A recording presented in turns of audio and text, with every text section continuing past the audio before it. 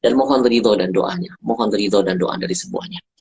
Hari ini sebenarnya saya masih belum fit, tapi karena kecintaan kepada Syekh Ali Jabir, saya paksakan untuk live yang perdana setelah berapa bulan tidak pernah live. Saya sempat diuji oleh Allah SWT terkena penyakit dari tanggal 22 Agustus. Saya berjuang dengan panas yang sangat tinggi, menggigil, mual, tidak punya tenaga. Lalu saya dibawa ke rumah sakit, diperiksa, saya khawatir itu tipes. Ternyata negatif tipesnya. Lalu diberikan obat dari rumah sakit. Kita makan obatnya 2 hari, tapi ternyata panasnya makin menggila, menggigilnya makin menjadi. Tidak ada cairan makanan yang masuk. Itu yang membuat saya terus drop-drop dan lemas. Dan akhirnya lalu saya dilarikan ke rumah sakit, di CT scan, kemudian di uh, MRI, lalu nampak ada torak di kedua paru-paru saya.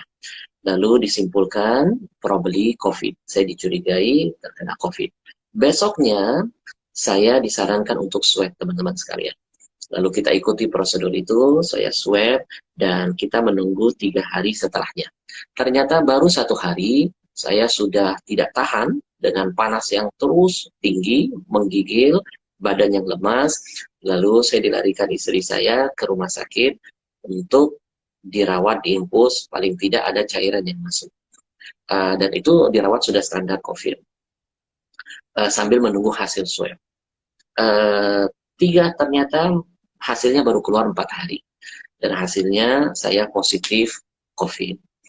Lalu setelah itu saya dilarikan ke rumah sakit holistik yang ada di Purwakarta. Saya ditangani, saya diobati dengan herbal, tidak ada pakai bahan-bahan kimia, dengan tumbuhan, tanaman, dengan sayur, maaf, dengan buah-buahan, dengan sayur-sayuran, dengan obat-obatan yang tradisional. Luar biasa, saya dirawat di sana selama beberapa minggu dan alhamdulillah, alhamdulillah ala kulli hal, alhamdulillah bi ni'mati tatimmus shalihat.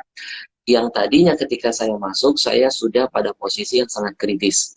Tidak bisa berbicara seperti ini. Ngomong sepatah dua kata, sesak langsung di dada, napas saya itu seperti pendek. Sudah mengap-mengap seperti ikan yang keluar dari habitat air. Sampai pada saya sudah menuliskan wasiat kepada istri, menitipkan wasiat kepada teman-teman, menitipkan wasiat kepada keluarga, dan lain sebagainya. Setiap malam ketika dirawat di masa kritis, saya sempat didatangi oleh beberapa ulama, beberapa habaib yang sudah meninggal dunia. Seperti ada Habib Munzir hadir dalam mimpi, kemudian ada UJ, Ustaz Arifin Ilham, ada Habib Rahman Kirin. Mereka datang, mereka ngobrol, di situ yang membuat saya semakin, ya Allah, jangan-jangan ajal saya sudah dekat. Ya, tapi Allah punya rencana lain. Alhamdulillah saya dipertemukan dengan salah seorang dokter dengan rumah sakit yang Masya Allah yang merawat, yang betul-betul memanusiakan saya.